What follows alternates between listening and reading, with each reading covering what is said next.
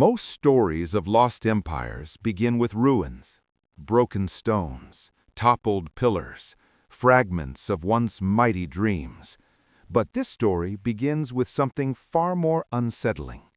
A handwritten diary discovered in 1897 inside a sealed clay jar, buried 12 feet beneath the Nevada desert. The writing was ancient, older than the Roman Empire, yet unmistakably described lands, rivers, and people belonging to North America. Archaeologists dismissed it as a hoax.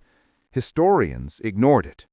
But the few who read the translation whispered a theory so absurd that no university dared sponsor it. An advanced Bronze Age civilization once existed in North America and vanished without leaving a single ruin above ground.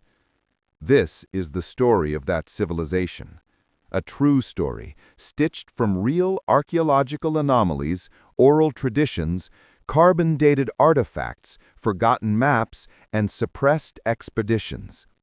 What follows is not fantasy. It is a reconstruction, an unraveling of a history that the modern world was never meant to remember. The heat over the Nevada desert shimmered like molten glass as Dr. Isaac Morton wiped dust from his cracked lips. The excavation was supposed to be routine, another survey commissioned by the U.S. Geological Society to map possible mineral deposits. But on the 13th day, a young surveyor named Thomas Ray stumbled upon something unusual. A circular depression in the ground, harder than the surrounding soil. "Feels like stone," he muttered, striking it again with his pickaxe. It wasn't stone. It was clay, baked, ancient, and perfectly smooth. Within hours, the team uncovered a sealed clay jar, nearly 2 feet tall, reinforced with a resin so strong that it resisted even Morton's steel chisel. After heating it carefully, the seal cracked with a noise like a gunshot. Inside lay a bundle of linen, fragile, yellowed, and wrapped around a small stack of thin wooden tablets covered in writing. Writing no one recognized. The symbols were clean, angular, and arranged in lines from left to right. Morton felt a tremor of excitement. This is not Native American, nor Spanish, nor anything I've ever seen. He immediately cabled the Smithsonian. He never received a reply. 3 months later, Morton disappeared. His notes, maps, and the clay jar disappeared with him. But not the diary. Thomas Ray kept one tablet hidden, the first one he ever touched. Its translation, completed years later by a renegade linguist, forms the backbone of this story. The diary opens not with a name, but with a declaration. "We are the last sons and daughters of Lumeria. The sea swallowed our homeland, but the gods guided us east across the great waters until we reached a land of endless forests. Here we rebuild our world." The writer describes an exodus of nearly 3,000 survivors who sailed east from a land destroyed by earthquakes and tidal waves. Their ships were long, sleek, built for open ocean travel, far more advanced than any known Bronze Age vessel. They landed on the western shores of North America. At first, the land was kind, rivers rich with fish, forests filled with game. But danger came swiftly, not from the land, but from within. The survivors split into 3 factions: the keepers of the flame, who preserved the old rituals, the builders, who sought technology over tradition, and the seekers, who wished to integrate with the native tribes they encountered. "Unity is our survival, but division grows like rot within the strongest tree," the diarist wrote.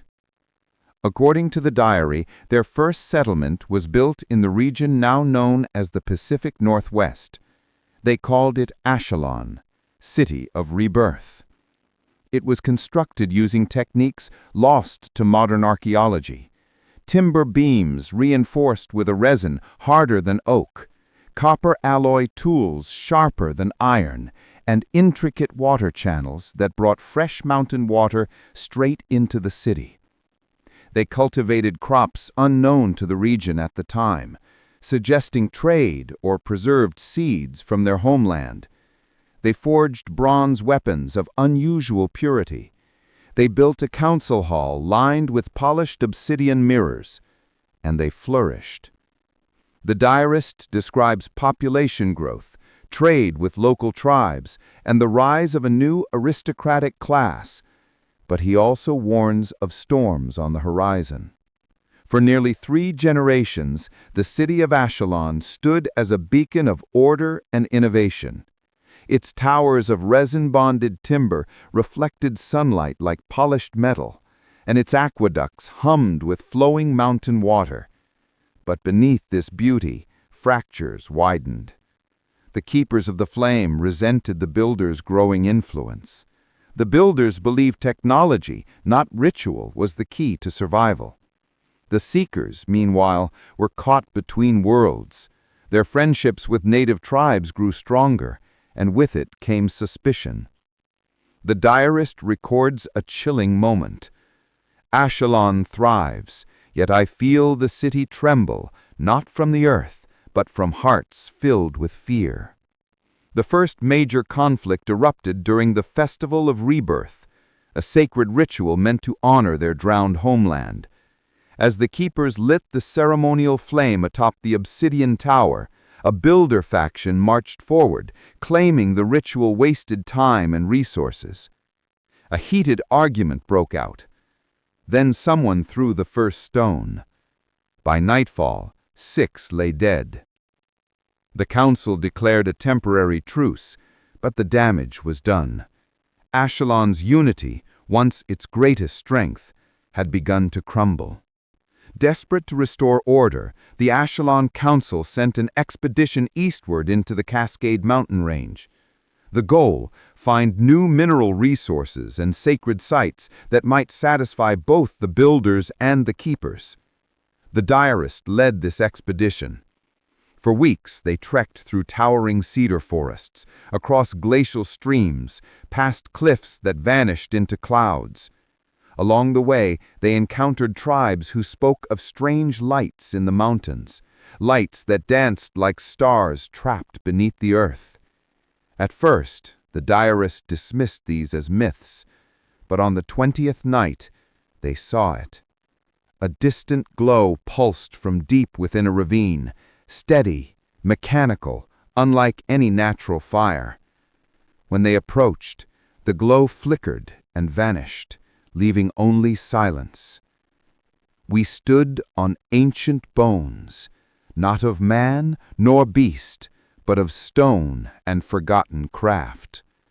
They found what appeared to be ruins, geometric stone blocks fused with metal seams, half buried in ash. The oldest among them believed it was a remnant of their lost homeland, carried across by the same cataclysm that destroyed it. But others whispered a more unsettling theory. Someone was here long before them, and someone or something had left machinery still humming beneath the earth. When the expedition returned to Ashalon, they expected celebration. Instead, they found fear. The builders had seized the western district, barricading the workshops and forging new weapons. The keepers held the central hall, claiming divine authority from the ancient flame. And the seekers, the only group that still moved freely among the native tribes, had become mediators, trying to keep the city from tearing itself apart. The diarist presented the council with maps, sketches, and samples from the mountain ruins. But instead of awe, the reaction was chaos. The builders saw opportunity. If ancient machines exist, we must claim them. Think of the power. The keepers saw blasphemy. These relics are forbidden. The gods buried them for a reason. The seekers saw danger. The tribes fear those mountains. If we awaken something, we cannot control it. The diarist saw the truth, or believed he did. Our future lies in the past we fled. If we ignore it, we will perish. But the council refused to choose a path. For 2 years, temporary treaties postponed war, but everyone knew conflict was inevitable. And then the earthquakes began. The first tremor was small, a gentle sway of pottery on shelves. The second cracked the eastern aqueduct. The third split open a section of the council hall floor. Ashalon panicked. The keepers declared the quakes a divine warning. The builders blamed poor construction and demanded more resources. The seekers tried to evacuate families to safer ground.